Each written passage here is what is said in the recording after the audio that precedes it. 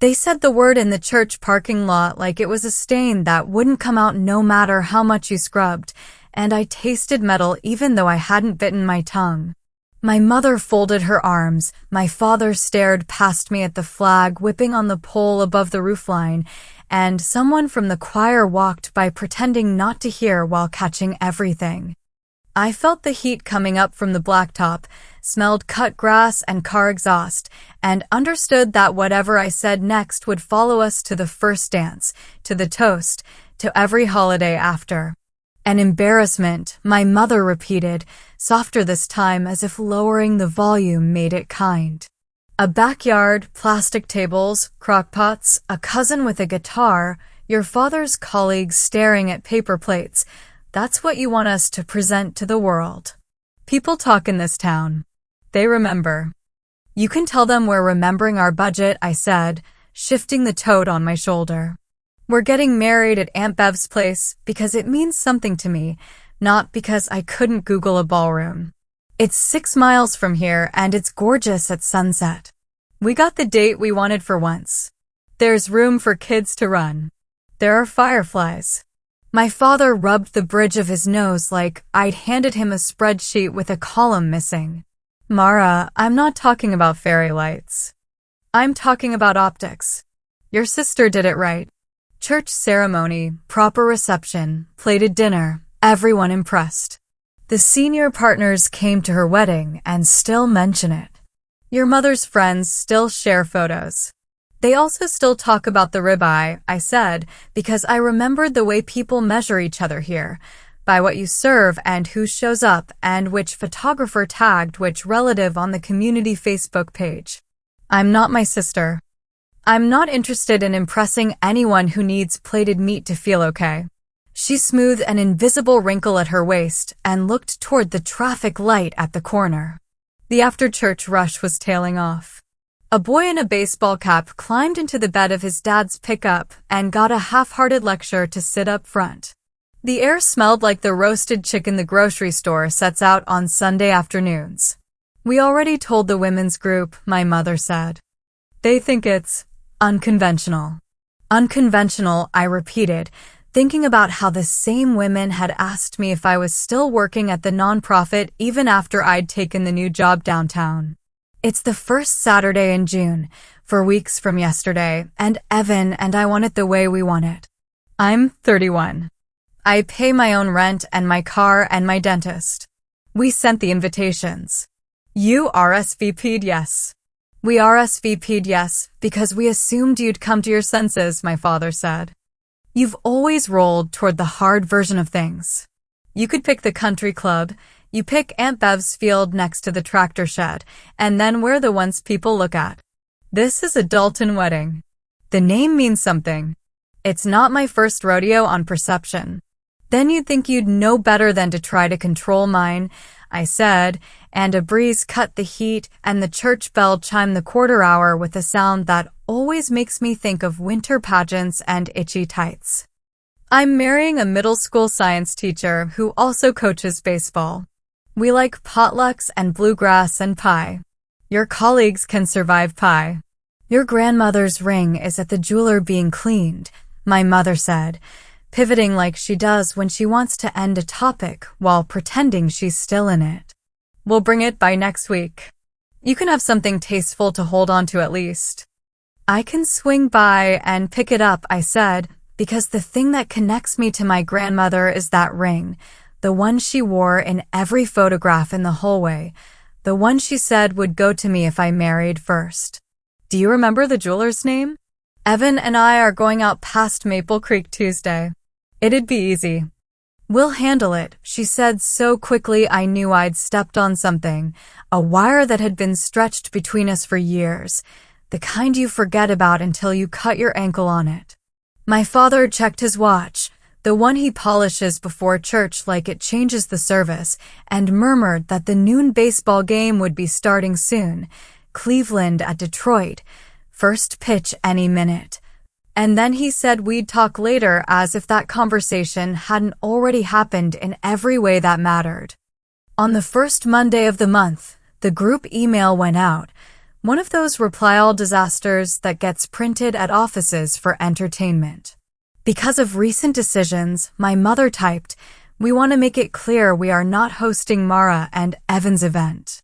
My aunt wrote back 3 minutes later saying she assumed that meant we had run out of money. My cousin added a comment about folding chairs giving people back problems. My sister posted a photo of her centerpiece from her wedding with a heart emoji. Evan, reading next to me on our apartment couch with the windows open and the sound of a lawnmower floating in, put his hand on my bare knee and squeezed slowly until my shoulders dropped back down where they belonged.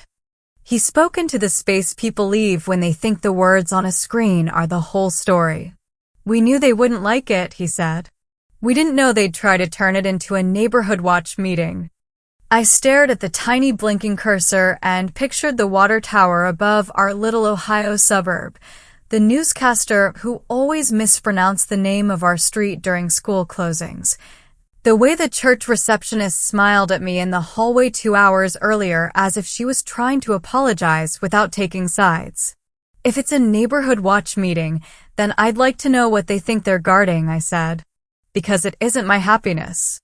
On Tuesday after PDA, when the school lot was full of minivans and kids ran laps around tired parents, I stopped by my parents' house with a store bakery pie because I'm still the kind of daughter who brings something even when I don't want to. The house smelled like lemon cleaner and the evening news was turned up too loud. My father muted the set when I came in, the silent anchor's mouth still moving. "We're not going to fight every day for a month," I said, setting the pie on the counter where the numbers on the calendar pinned to the cork board jumped forward in my head like someone hitting a fast-forward button. "You don't like the plan. I hear you. We're still doing it." "We talked to Pastor Lee," my mother said, flipping through the mail like there might be a letter inside that made me change my mind. "He said he could get the church hall for you last minute if you apologize to the family and let us handle the guest list. Our friends will feel relieved. We can try to salvage this before the invitations make their way around any farther." "I don't need salvation from potato salad," I said, and I saw her flinch at the word as if I'd pushed a doctrine. "We're not changing it. I came for the ring." "Which jeweler did you take it to?" My father opened a drawer where we used to keep extra birthday candles and pulled out a folded receipt that wasn't for a cleaner at all. "I'm ordering a new setting," he said, not meeting my eyes. "Your grandmother's prongs were old. It needed an update. It'll be nicer. Don't worry about it." "You didn't ask me," I said, and my fingers felt numb and heavy. I imagined the ring as it was, thin and simple, the way it had sat on my grandmother's finger while she stirred gravy in a steel pan and shucked corn on the porch and circled garage sale ads on Saturday mornings. "She told me not to change it." "She also told you to get married in the church," my mother said, and even though that wasn't true in the way she meant it, it was true in a way that didn't help me. "We contribute to this community, Mara. We show up for people. People show up for us. That's how it works." "Unless we don't do it your way," I said, and I took the receipt and slid it into my tote because if they were going to redo my grandmother's ring without asking, I was going to have a record when I needed it. My father said he'd call the jeweler and make sure the timeline matched our date. I said not to bother. "I'll call myself," I said, and I felt my pulse slow the way it does when I've already decided what I'm going to do before I understand the whole plan. By the second weekend of May, a DJ canceled with a message that sounded apologetic and practiced, and a rental company said a new permit requirement meant they couldn't deliver tents to a private property outside city limits. Aunt Bev, who lives on sweet tea and gossip and who offered us her pecan grove because she says it's the one beautiful thing her ex can't put a lien on, stood with me by the barn while a breeze moved through the trees and said she hadn't heard of any new permits. "Somebody's calling in favors," she said without drama, just fact. "Somebody who thinks rules are just bigger suggestions." I keep a folder on people who think they can move a fence line by asking nice. It has to be them, I said, because I could feel the shape of my parents' resistance like a piece of furniture in a dark room you've lived in your whole life. They're kneading this from the edges, trying to make it fail without leaving fingerprints. Aunt Bev tugged down the brim of her sun hat and squinted toward the county road. You can play ball with people like that, she said, or you can step off the field and let them throw to nobody. Decide which one you like better and do it loud enough that the birds notice. On the last Thursday before payday, I stood in line at the county clerk's office behind a guy paying a dog license and a woman arguing a parking ticket and asked a tired man with a name badge about special event permits for agricultural property. And he slid a laminated sheet across the counter that said I needed nothing more than an email 72 hours ahead, so the sheriff's department knew how many cars to expect on the shoulder. I felt something unhook between my collarbones. Is there a new rule? I asked, and the man gestured at the sign-in sheet with a pen that had a plastic daisy taped to it in a kind of sad attempt at cheer. These rules haven't changed in the last 3 years, he said, and that was that. On Sunday after church, we drove to my parents' because I wanted to try one more time like a person who still thinks the machine might start if she turns the key a few extra times. The Cleveland game was on in the den, low enough that my father could pretend he was listening to me. The smell of roast beef and onion powder hovered in the kitchen. The windows showed a sky that couldn't decide if it was going to storm. I laid out the laminated sheet from the clerk's office and the email address written in that man's careful block letters. We're not violating anything, I said. We'll park cars in the lower field. The neighbors are invited. We'll end at 10. Aunt Bev talked to the dairy farm up the road about overflow parking if we need it. There will be 2 portable restrooms. It's not a music festival. You'll still be putting us in a position, my mother said, and she pushed at the flyer like it was leaving fingerprints. People will say we weren't generous. They'll say we were cheap. They'll think we didn't love our only daughters enough to do it the right way. You love us plenty, I said, because despite everything I don't doubt that they do, in their tidy, anxious way. You also like things looking a certain way. You like people behaving according to the short list you keep in your head. I'm crossing an item off your list. I'm still your daughter. You're making a mistake, my father said quietly, and his eyes cut to the television where the batter swung and missed, and the announcer exhaled disappointment into a wide Midwestern microphone. One day you'll want what your sister has. I already have what my sister doesn't, I said. Something that feels like us. Aunt Bev's rehearsal brunch was scheduled for the second Saturday, which is when everyone in our town does yard sales, and her long gravel driveway turned into a parade of dust and old vans while we set up folding tables under the sycamore. Evan's mother arranged jars of daisies with the patience of a nurse. My friend Shay, who teaches 4th grade with Evan, practiced the song she said she'd mess up even though she never does. Uncle Lloyd complained that the coffee was weak while holding it in a cup that said he'd fix it himself. I felt normal for a second, like sunlight had decided I'd earned it. The county pickup rolled slow through the entrance a little after 11, the sheriff's logo catching the light, and 3 men in uniforms stepped out like they were entering a movie nobody had invited them to. The woman from code enforcement with the clipboard was behind them, her hair pinned in a way that suggested she expected to get talked over. We received a complaint about an unpermitted commercial event, she said, and she didn't look at me when she said it. Noise, traffic, liquor sales. We'll need to assess. It's a rehearsal brunch, I said, and I handed her the laminated rules and the email I'd sent the department on Thursday, 6 minutes after leaving the office, my timestamp like a tiny bandage over a cut. It's family and friends. No one is selling anything but my aunt if you count the pecans she stores in that chest freezer by the door. We had an email forwarded by a concerned citizen, she said, and that phrase pressed its thumb into the part of my brain where rage and humor share a bunk bed. We're required to respond. I'm sure you understand. Evan stood close enough that I could feel the heat from his arm, solid and steady. Aunt Bev wiped her hands on her apron and said there were meatballs if anyone wanted one. The deputy, whose name tag said L. Parsons, took a paper plate and said yes please, because he looked like a person who doesn't say no to free meatballs no matter why he's there.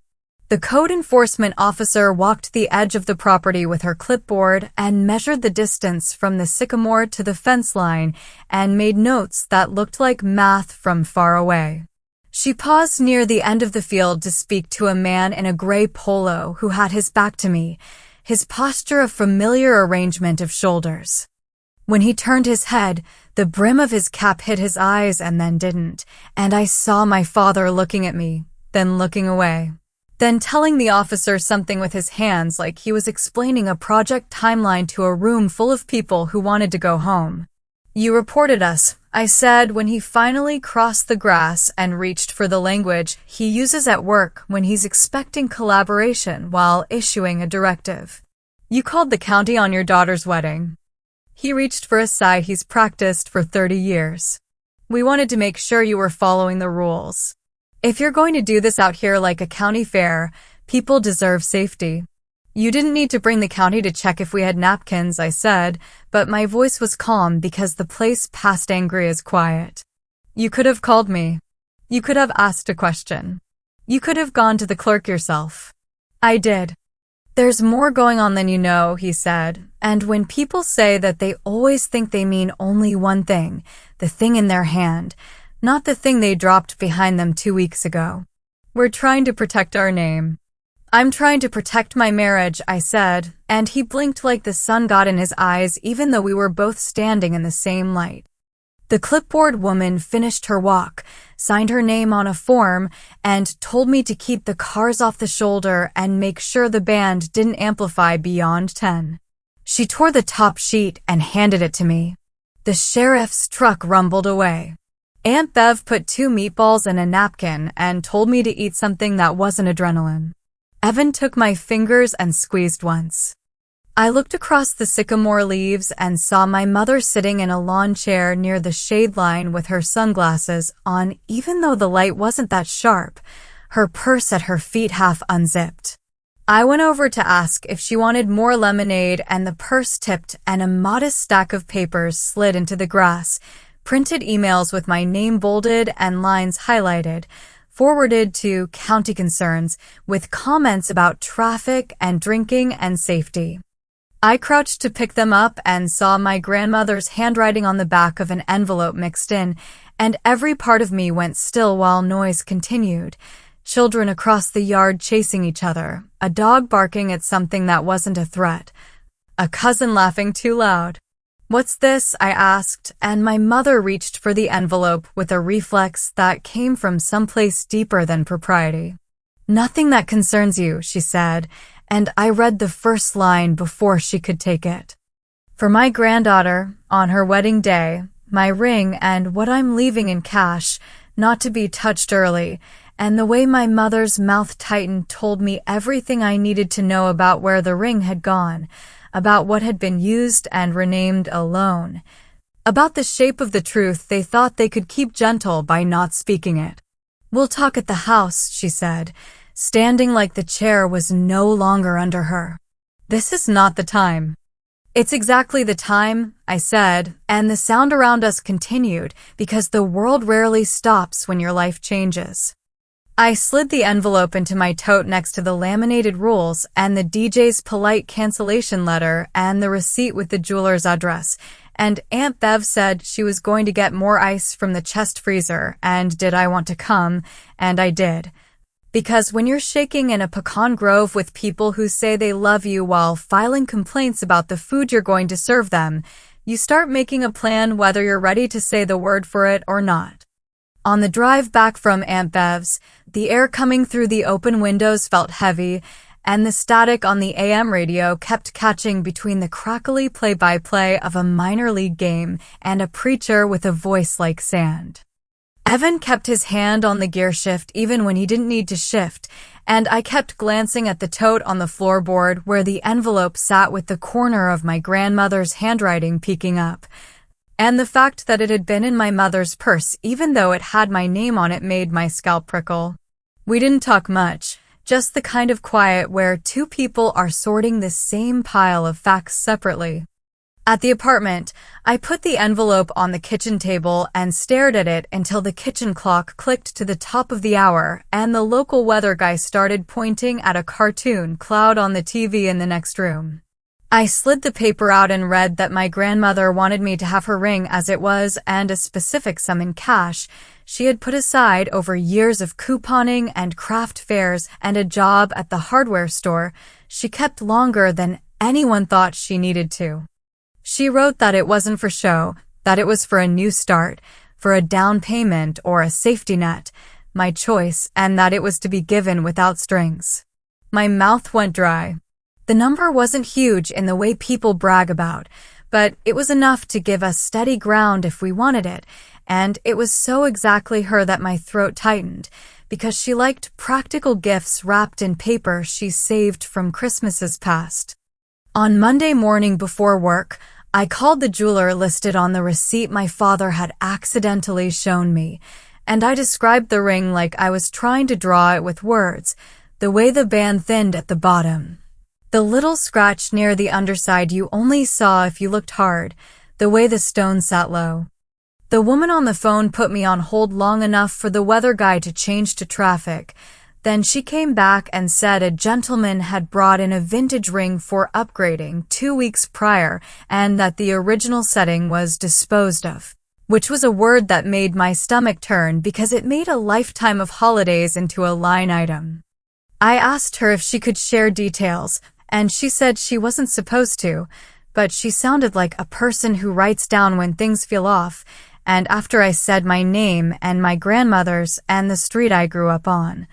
She grew careful and told me the new setting was on order and that the original had been credited like a trade-in. She read a number, and it matched one on the receipt in my tote, and something behind my ribs clicked into place like a puzzle piece you wished you hadn't found. By the third Wednesday of the month, the mailbox at our apartment had 2 envelopes that mattered and 3 that didn't. The ones that didn't were a flyer for a summer barbecue at the park, a coupon packet, and a credit card offer with my middle name wrong. The ones that mattered were a note from the code enforcement officer who'd come to Aunt Bev's that said our file was closed and to call if we had questions, and a thick envelope from my parents' attorney's office that I knew just from the weight was trouble. I opened the note first because I liked the clean lines of good news, and the handwriting looked like someone who makes lists on notepads. She included a printed copy of the Concerned Citizen email with most of the headers visible because whoever forwarded forgot how the internet works.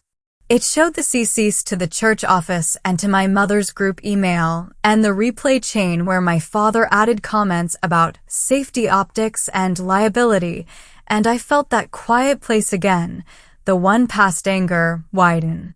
The attorney's letter was written in the kind of careful language people use when they want to step on you while claiming it's a walk. It said my grandmother's intent had been honored in substance if not form, and that the family had disbursed funds to more urgent needs in recent years, and that the ring's value was being preserved in a modern format better suited to long-term durability. It suggested that if I wanted to discuss alternative recognition at the ceremony, my parents were open to providing a tasteful memento. I held the letter in both hands and felt heat rise up my neck, and I set it down like it might leave a scorch mark on the table. Evan leaned in the doorway with his tie loosened and said there's a way someone says tasteful that makes you want to eat something messy just to prove you can still be a person. I said I wanted coffee, and then I didn't drink it, and the kitchen clock clicked again. That night, I drove the 6 miles to my parents' house and found the living room lit like a waiting room, the TV on with the sound low, my mother aligned with the edge of the sofa cushion like she could slide out of the conversation if she timed it right. The air smelled like lemon cleaner again and something else, maybe the roasted almonds my mother eats at night, as if they count as dinner if no one sees. I held up the attorney's letter and the envelope from my grandmother, and I said we needed to stop playing at this being a difference in taste. My father put his palm up like he could hold my words back from touching him. He said families make decisions, and sometimes people don't like them, and sometimes people benefit from the things they didn't choose. He said my sister had needed help when the fertility treatments got expensive, and he didn't say that out loud to make me feel bad, but he arranged it in the air like a shield. And my mother stared at a spot on the wall near the framed school photos from when we were all smaller and easier. I said Grandma wrote my name on the envelope, and that should have been the end of the debate, and my mother's jaw tightened, and she said it was all the same household, and the need had been obvious. And what would people have said if they had let my sister's situation become public and messy? She said the ring wasn't my grandmother anyway, that the person was gone, and the object was just a symbol that could be optimized. I felt my shoulders go tight, and I set the letter on the coffee table, and the glass made a small sound that seemed louder than it should have. I told them the county had sent me the email they'd written, and I watched the color shift on my father's face like he'd stepped into a different temperature. He said they were only ensuring safety, and I said safety didn't require CCNG half the town, and he said I was interpreting that wrong, and I said that words mean what they mean when they land, not what you plan while throwing them. By the next Friday, the band Evan's friend had assembled started asking if they should back out because they'd heard we were having problems with the city.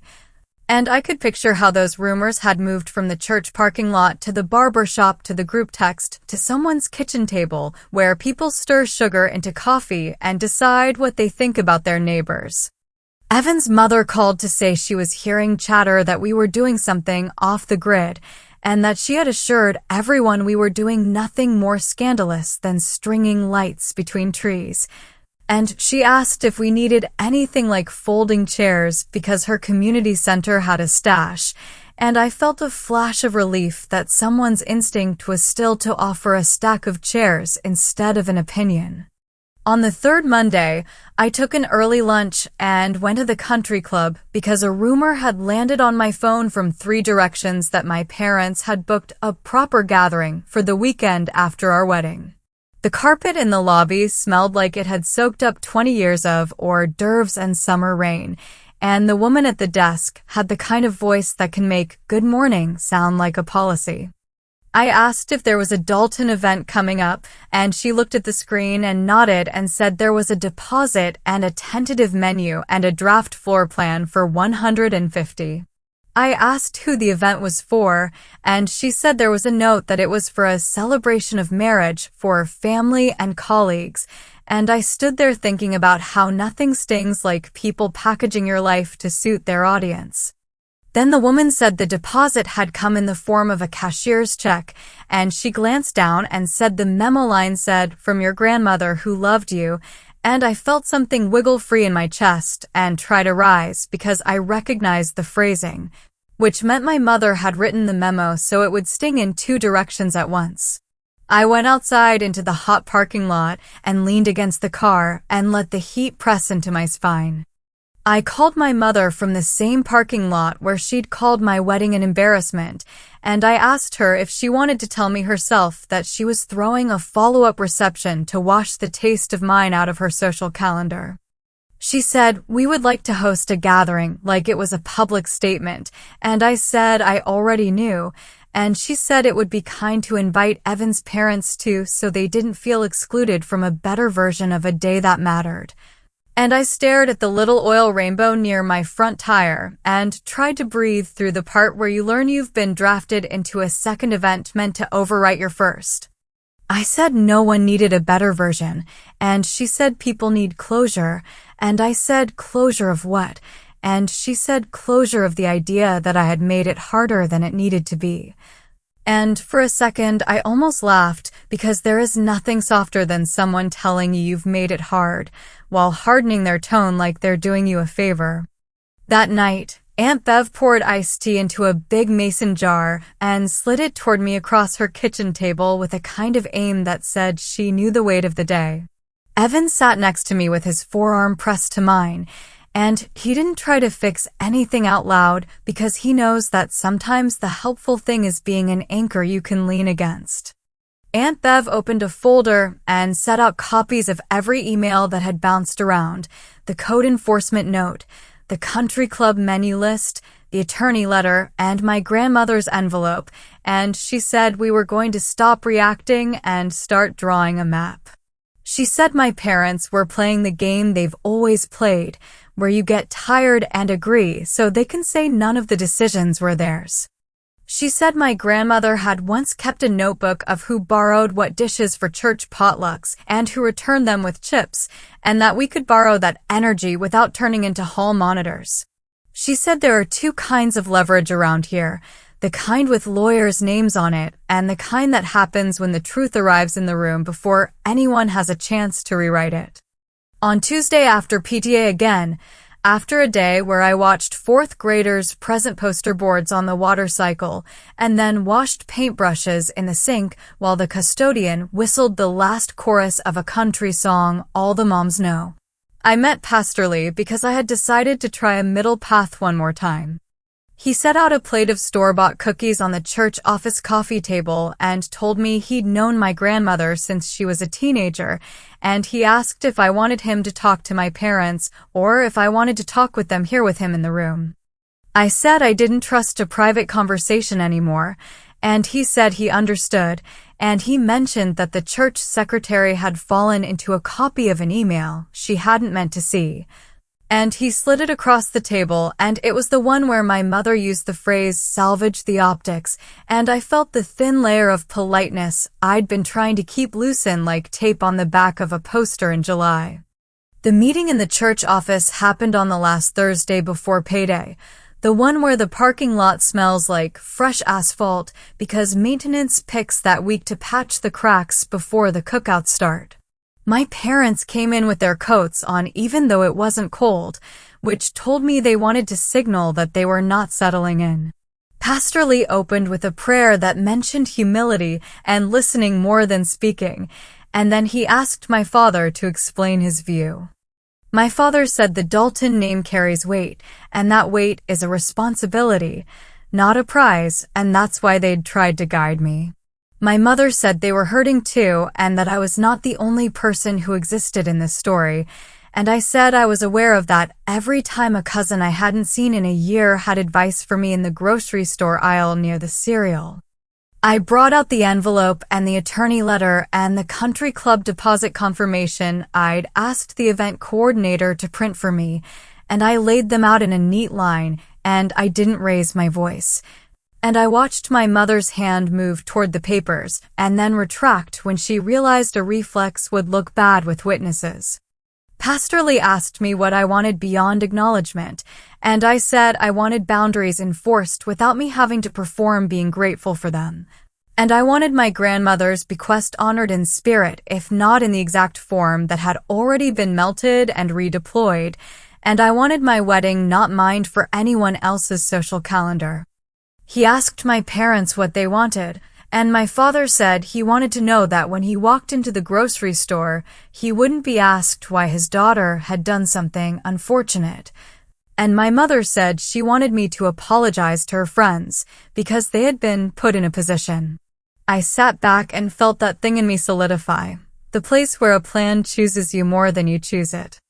I said we would not be attending any follow-up reception, and that if such a thing happened it would be understood as an event separately hosted by the Daltons to celebrate themselves, and that I would not supply photos or a speech or a guest list.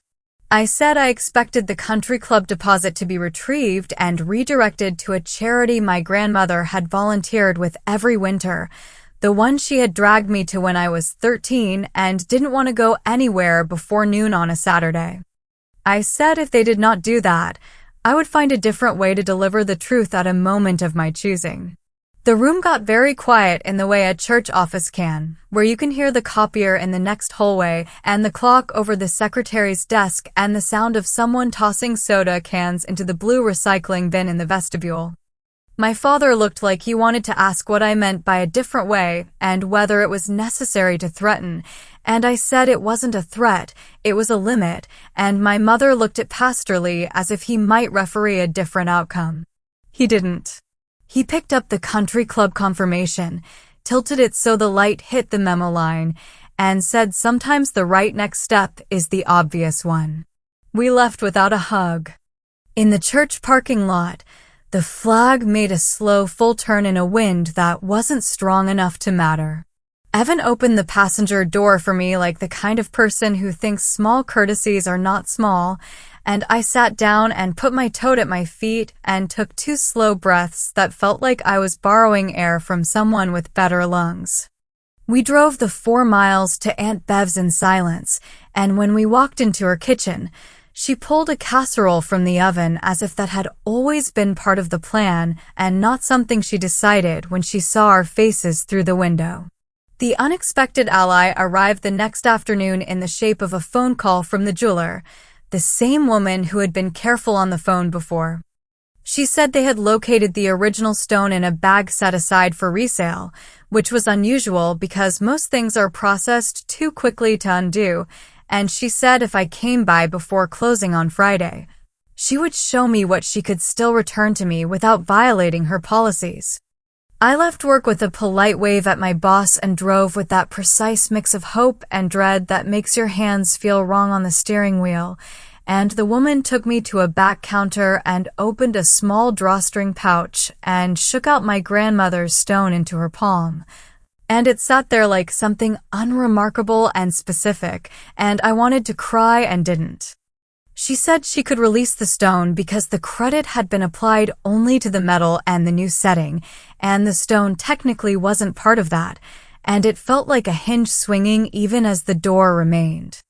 She handed me a receipt with my father's signature, and she lowered her voice because her boss could have walked back into the room at any moment, and she said she couldn't undo what was done to the band, but she could give me this with her blessing. And maybe that counted for something. I held the tiny weight in my palm and felt how light and heavy can be the same thing. Outside, the late afternoon heat had softened into air that didn't push against your skin, and I sat in my car and looked at the stone and thought about what to do with something that was somehow both a weapon and a bomb. I called Aunt Bev because you call the aunt who keeps folders, and she said she knew a woman from the flea market who repaired vintage jewelry for the joy of keeping history intact, and she said this woman could set a stone in something simple in a day if given a reason. And she said to come by the shop behind the feed store on Saturday morning, and I could hear birds through the phone on her end and a low radio and the sound of her walking across her kitchen linoleum to write something down. She also said to bring a copy of every paper we had because she had an idea that would be tidy and legal and entirely unglamorous, the kind of revenge that works because it's boring to everyone except the people involved, which is the crowd I wanted. I slept through the first half of the Cleveland game on Friday night with the TV volume down and woke to Evan covering me with a light blanket that smelled like detergent and our life. And I lay there with the stone in a little velvet bag under the edge of the coffee table like a talisman that wouldn't fix anything but might shift the next part. On Saturday morning at the flea market, the woman behind the feed store counter had hair pinned with bobby pins like she'd started and never finished, and hands that looked clean even when they were holding pliers. She listened to me talk without interrupting, which made me like her immediately, and then she placed the stone in a plain gold band she had in a drawer, the kind that looked like it had waited for this purpose longer than either of us had a right to expect. And she tightened tiny prongs with a focus that made the air around us feel quiet. She slipped the ring onto a velvet pad and slid it across to me, and it looked like my grandmother, and it looked like me, and I swallowed hard and nodded and tried not to cry, and she said to pay her later when the story was over, which is a form of faith I don't take lightly. As I left the shop, Aunt Bev pulled up in her truck with the bed rattling a little more than usual, and she got out with a clipboard and an expression that said she'd been in motion since sunrise. She said the charity my grandmother loved had their annual rummage fundraiser the same weekend as our wedding, and she'd called them and asked whether they ever accept celebratory sponsorships in the form of donations made in someone's honor. And the woman running it had said they accept kindness in any shape. Aunt Bev said we were going to take my parents' country club deposit and give it a new job in the community where it would be seen by the people my mother worries about most. The ones at church on Sunday who glance at the bulletin and notice the list of donors on the back page. I said they weren't going to redirect anything voluntarily, and Aunt Bev smiled in the way you do when you've seen the inside of these people for most of your life, and she tapped the clipboard where she had written down a list that was really a script. And she said sometimes people don't move until they're invited to in front of an audience that knows when to clap. That afternoon, while Evan and his brother strung lights in Aunt Bev's grove and the dogs chased the same stick back and forth until they lay down in the shade with their tongues out, I sat at our kitchen table and wrote a piece of paper that was not a speech and not a threat but a notice. It said that because the follow-up reception would cause confusion and distress, and because my grandmother had intended her bequest to support my future, not the appearance of someone else's past, we were requesting that any funds earmarked for that reception be redirected to the charity she had given Winter Saturdays to for years. It said we would be making a matching contribution with our own savings because gifts feel better when they're joined, and because it's easier to ask people to do a thing when you've done it first. It said we would be recognizing that redirection in the wedding program not with names, but with gratitude to those who chose to honor what was meant. And it said copies of the original letter and the county email and the country club deposit would be available to anyone who had questions because sunlight helps people make better choices. I read it out loud to Evan, and he nodded slowly and said it would work because it wasn't mean, and I felt that truth like a small cool breeze. By the last Tuesday before the wedding, the town felt like it was leaning into summer. With ball games at the park and grill smoke on every other street, and the local news spending 3 minutes on a feel-good story about a dog who had found his way home after wandering 5 miles across town to the grocery store where his owner works. I put on a clean blouse and went to my parents' house again because I had decided where the line would go, and I had decided to draw it without shouting. I told them we would not be attending any reception at the country club and that if they insisted on hosting one, they would be doing so with the understanding that we would provide the truth to anyone who asked about the memo line on the deposit check. I told them the ring was not lost entirely, that the stone had found its way back to me, and that I had chosen to set it simply because the point was not to impress anyone, but to feel like the person I was meant to be when I put it on. I placed the paper with the redirection request on the kitchen counter and said we would match whatever they chose to move, dollar for dollar, to the winter charity, and my mother's face went through 3 expressions in 2 seconds.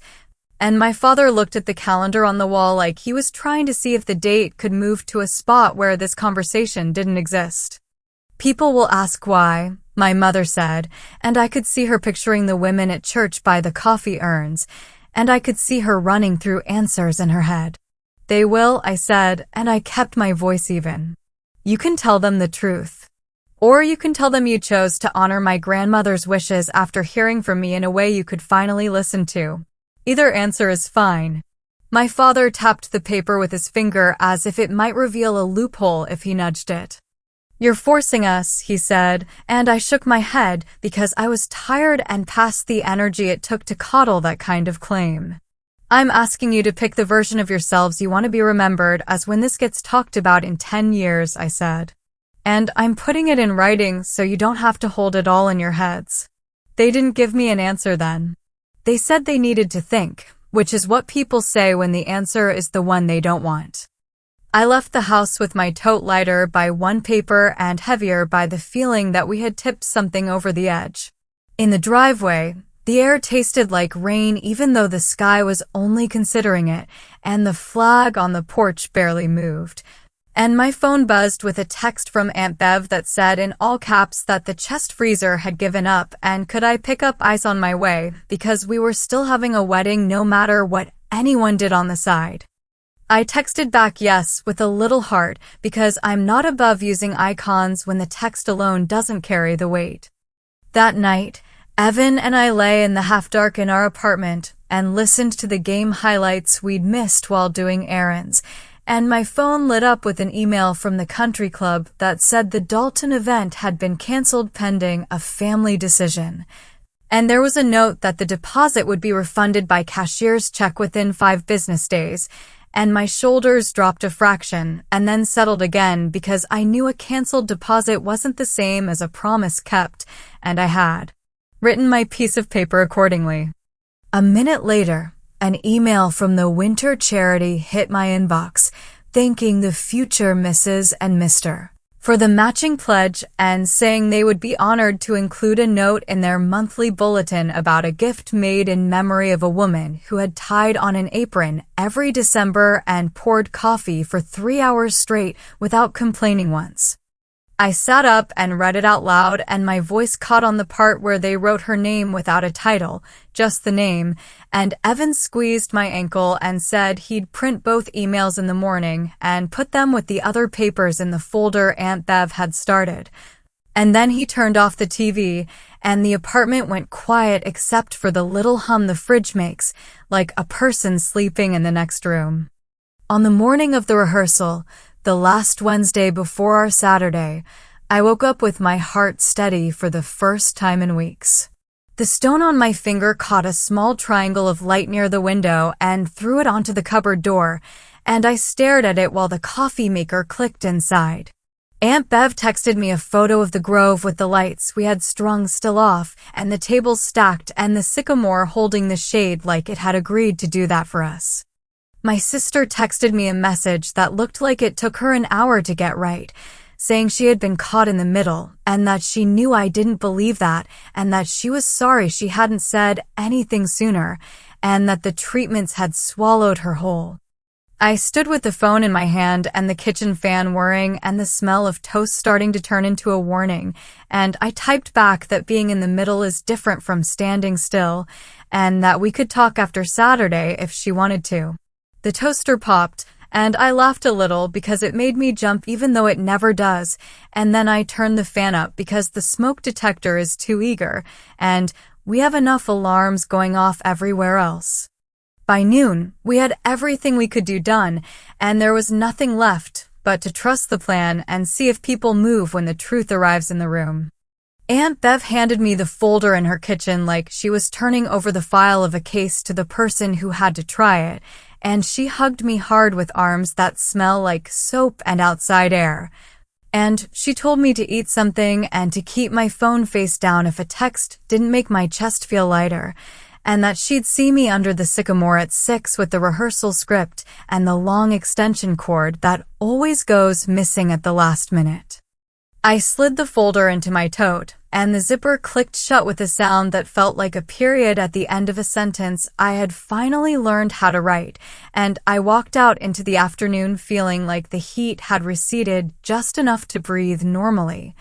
And the neighbors across the hall asked if we needed to borrow a cooler because they had too, and I said we did, and then I carried it down the stairs like a small good omen. The rehearsal felt like a small-town movie you recognize by smell, the way hot grass and citronella and someone's cheap cologne layer on top of each other until you can taste it, and the way people set chairs with more focus than they set their own lives. Aunt Bev read the order like a coach who knew her team well enough to let us fumble without letting us fail, and pastorally kept his notes in the pocket of his shirt and looked at me the way someone looks when they've watched you grow up through a glass door, a witness more than a judge.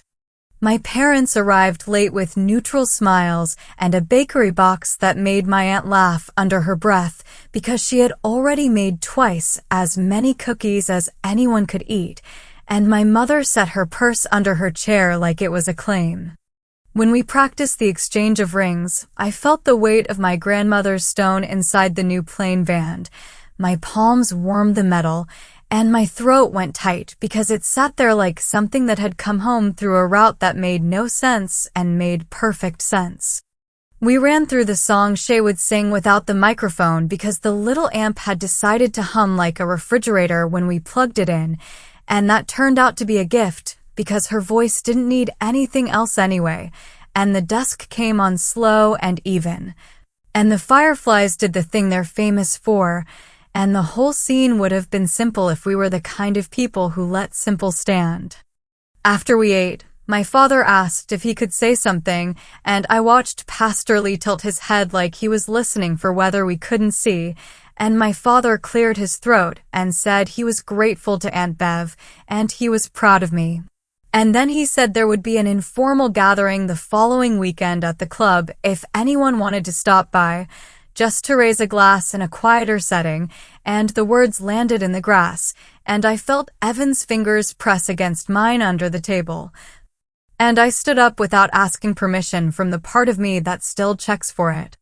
"Thank you for loving me in the ways you know how," I said, and I kept my voice steady because I had rehearsed this alone in the bathroom with the fan on, and the people sitting there had known me since I was missing front teeth, and nothing ruins a point like a voice that shakes. I also want to be clear because clear makes it easier for people later. There won't be any follow-up reception for us. Aunt Bev offered her grove, and we said yes, and this is it. If you feel the urge to raise a glass again, raise it to the Winter Warmth Fund, which is receiving a donation in my grandmother's honor. Evan and I are matching it, and we're grateful to anyone who joins. We want you to remember this as warm and real and ours. My mother's face moved through surprise and anger and something that looked like fear, and my father's hands tightened on the back of his chair, and the cousins glanced at each other in that way cousins do, checking if there was a line to choose. And Aunt Bev reached for the tea pitcher and poured like she was cueing the room to keep going. Pastor Lee said he'd like to say a short prayer for good weather and calm hearts then, and everyone bowed their heads, and I stared at my shoes for a second and breathed through my nose and felt the wind move under the trees like a quiet warning that nothing was guaranteed. On the morning of the wedding, the sky came up white and hot, the kind of light that flattens everything until noon when the shadows start to grow again. And I woke to the smell of coffee and the low murmur of the local news anchor talking about a heat advisory and a county fair pie contest that needed more judges. Evan made oatmeal because he said I needed something boring in my stomach, and he pressed his palm against my back while I stared at the paper programs I had tied with twine the night before, the ones with the line near the bottom that said in small print, "With gratitude to those who honored what was meant," and that felt like a sentence that could sit there without screaming. By late morning, the rental company delivered the tents to Aunt Bev's lower field with a driver who said he'd heard about the permit nonsense, but that he wasn't scared of a laminated sheet. And he tipped his hat in a way that looked like a stereotype until you saw his eyes and realized he just liked hats. Around one, a line of cars started to appear in the distance like a slow parade, and Evan's brother took charge of parking with the confidence of a man who loves an orange cone. And the neighbors who hadn't RSVP'd wandered over with Tupperware and apologies because they hadn't known what to bring, and Aunt Bev handed them ladles and told them to serve macaroni salad with a smile. The first challenge didn't come from the county or my parents or even my own nerves. It came from the sky at 4:15 when a line of clouds that looked like someone had drawn it with a ruler slid in from the west and stood still above us in a way that made everyone look up and go quiet. The wind picked up and set the string lights swinging in a way that made me think about calling it off, and the sound of thunder mapped itself over the music the band was tuning up with, and Shay looked at me and then at the sky. And we made the fastest pivot I've ever seen a group of people make without dropping a plate.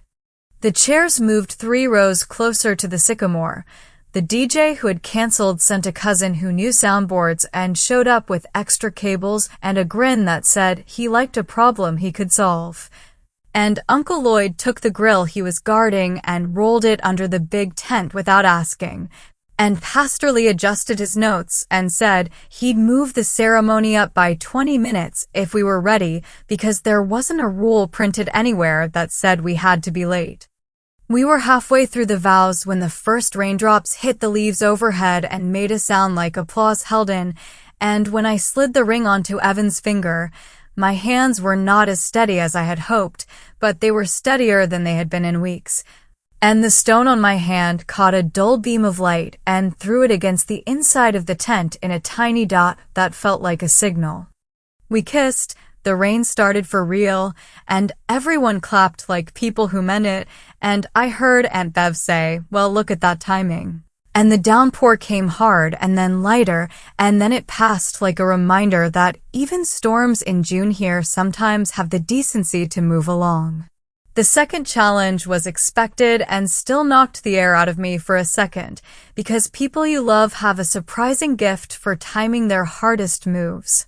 It happened during the toasts after the rain had stopped and the grass had started to give up its water to the air again, and the bluegrass guys were playing a song everyone's dad knows the lyrics to whether he wants to or not. My father stood with his glass and his notes and did the thing he's good at, the gently funny story that makes him likable in a room, and people smiled and relaxed and thought maybe we'd crossed the last hard line.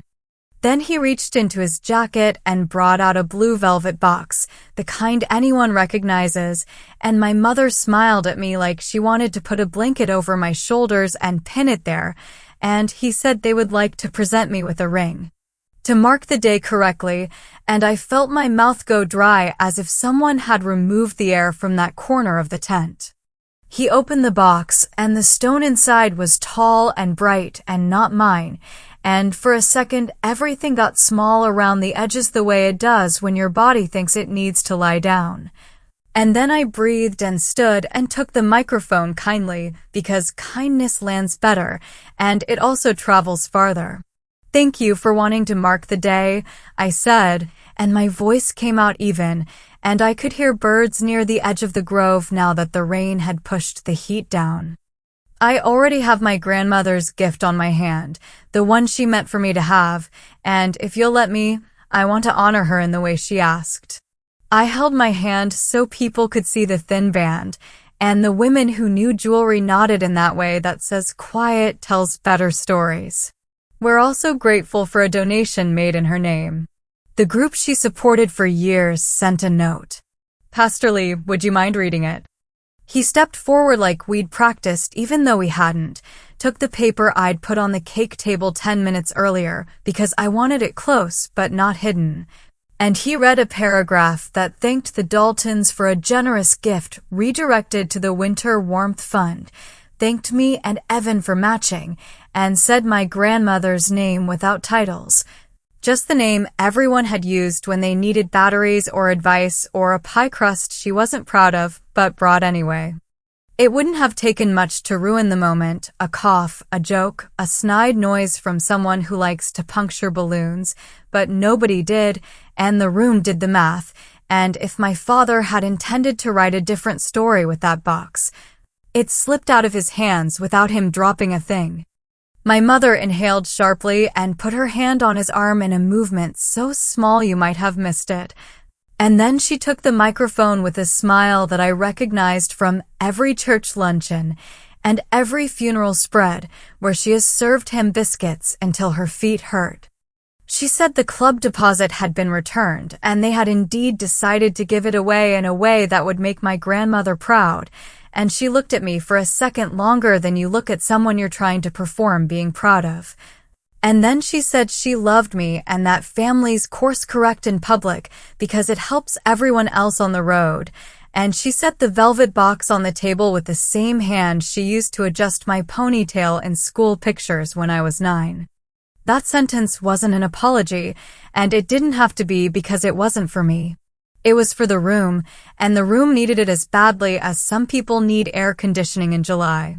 After that, the night stepped back from the edge of the weird and slid into what we'd wanted from the beginning. People ate too much potato salad and danced on uneven ground and didn't care when they tripped. The cousins told stories that had beginnings and middles and not much end.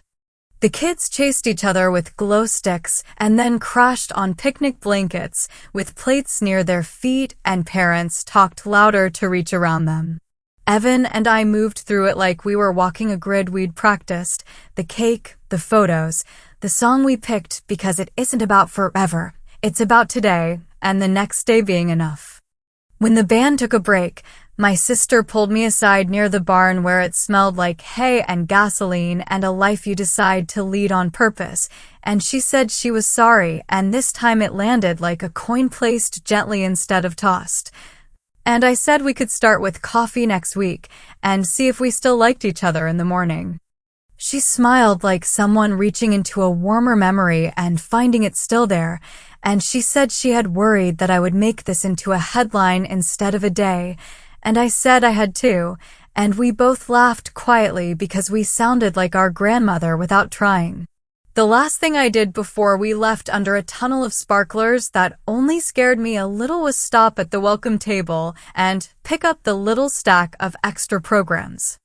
I slid them into my tote with the folder Aunt Bev had built and the note from the charity and a slice of pie wrapped in foil because my aunt believes in leftovers as a way of life.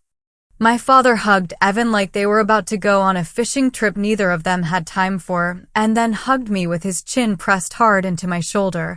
And he said, "I love you, kid," in a voice that was thinner than usual, and I said, "I know, because I do." And he stepped back and nodded like he was checking a box he should have checked months ago.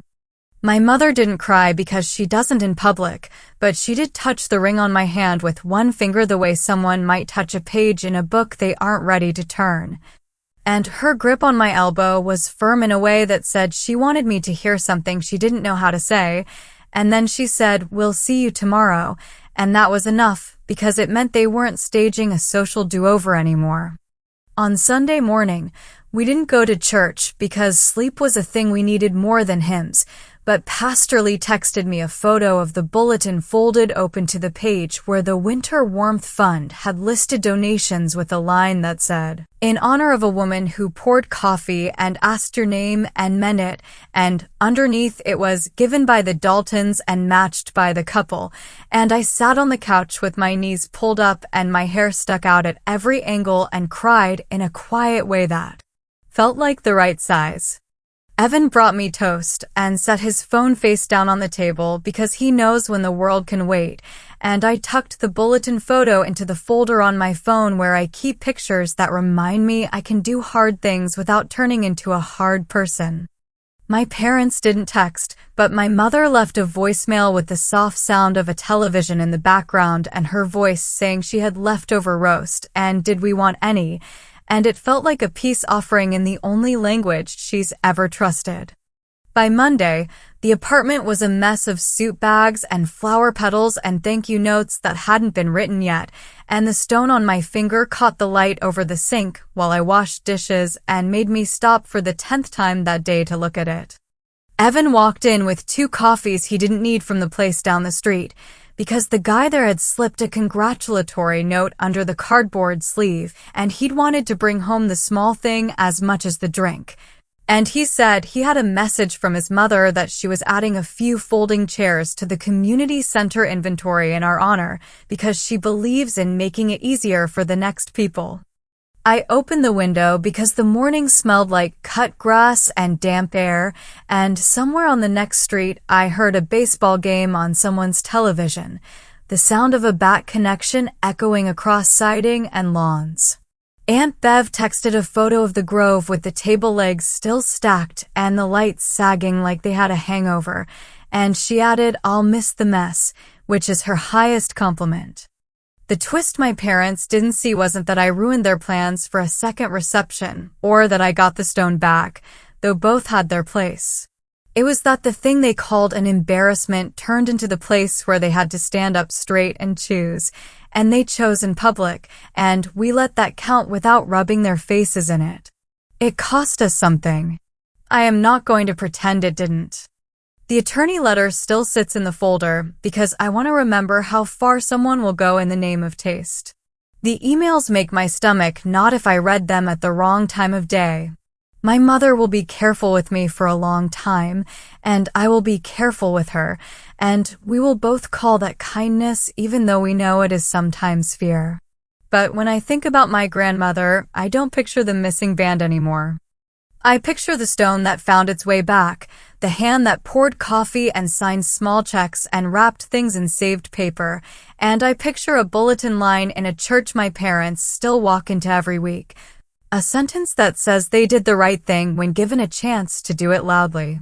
That's on me for building the chance. That's on them for taking it. You do the math. A week later, on the Tuesday after PDA, I found myself back in the school gym because Evan had a summer ball practice. He was running for a mixed group of 5th graders who wanted to try something without the pressure of a uniform. And I sat on the bleachers with a plastic water bottle sweating in my hand and watched kids drop fly balls and laugh anyway. My phone buzzed with a photo from Aunt Bev of the charity's thank you poster with our names and my parents in the middle in medium type, and a note at the bottom from the director that said, "When families do this in front of other families, it multiplies." I stared at that for a long time, long enough for Evan to glance up from the infield and give me that raised eyebrow that means, "Good news," or "Do I come over?" And I held up the phone and nodded. When practice ended and the kids picked up their bags and the gym smelled like rubber and effort, we walked out into the kind of evening that only happens here right after a storm, clean edges on everything. And I slid my hand into his, and we started the slow walk to the car, and I decided not to say anything about the ring or the donation or the bulletins, because sometimes the best part of a story is living the next paragraph without narration. We drove home past the park where a garage sale sign from 2 weeks ago still flapped on a pole, past the grocery store where my mother buys her almonds, past the church where the flag barely moved, and the radio caught a replay of a game from the day before. And the announcer said, with that Midwest sigh he's earned, that sometimes a team doesn't win the way it thought it would, but a win is still a win, and I let that sentence sit there because it's not poetry, and it's not a metaphor, it's just the truth said plainly enough to keep.